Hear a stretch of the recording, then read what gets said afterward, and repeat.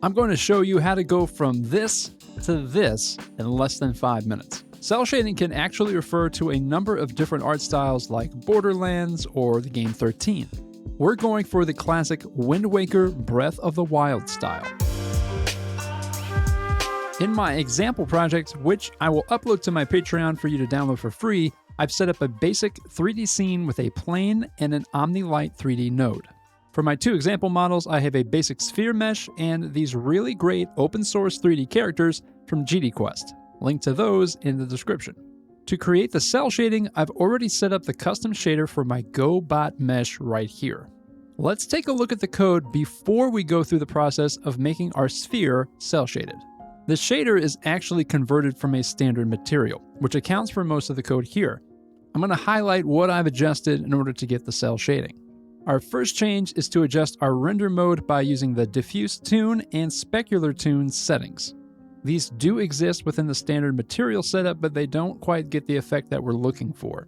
Then we add two new uniforms or variables within a shader, color gradient and Fresnel gradient. These two uniforms will hold two different textures that we'll use to adjust our lighting. The color gradient will have a strong black to white split right in the middle, and I'm going to show you how you can even adjust this to make your effect a little bit different later on. And the Fresnel gradient will have a black to white gradient starting at the midpoint. With just these two textures, we can create the cel shaded look that we're going for. We just need to adjust how lighting interacts with our shader. Back in the shader, there are different functions. Vertex, which manipulates the vertices of the mesh, Fragment, which is our pixel shader, and finally, the light function.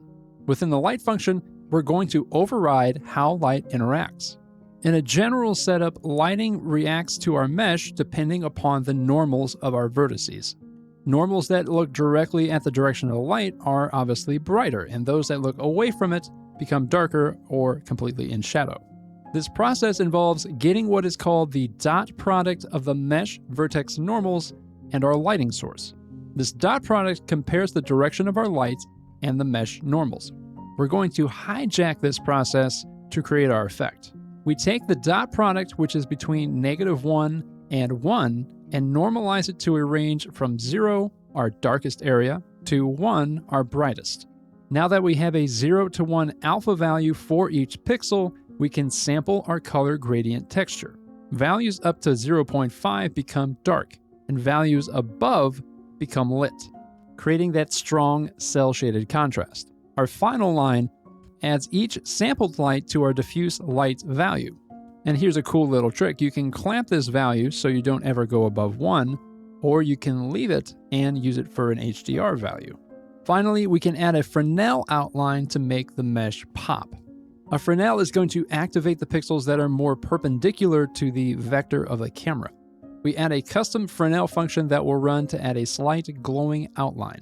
In our fragment function, we use this Fresnel function to get a basic Fresnel value for each pixel, then add our Fresnel value to our albedo, sampling our Fresnel gradient. And that's it. Now that you have a little bit more understanding of how this is done, let's try adding our cel shading to our sphere over here. We create a new shader material, or you can convert an existing standard material to a shader. We add our render mode line to adjust the diffuse and specular rendering, add our two gradient uniforms, and load our textures into our shader parameters. We also need a base albedo or an albedo texture. We add our Fresnel function, run it within our fragment function, and then adjust our albedo. Then we run our light function with the dot product, sampling, and diffuse light adjustments. Now, if you want to add more bands to the cel shading, you can totally do that. Simply edit your color gradient texture. You can shift where the break occurs or add more bands. And yes, this works with multiple lights. Now, you can definitely do a more advanced cel shading and add more features, but this is a very basic setup that you can do in a matter of minutes. If this was helpful, leave a like, subscribe. You can grab the project source files on my Patreon and follow for more Godot tutorials.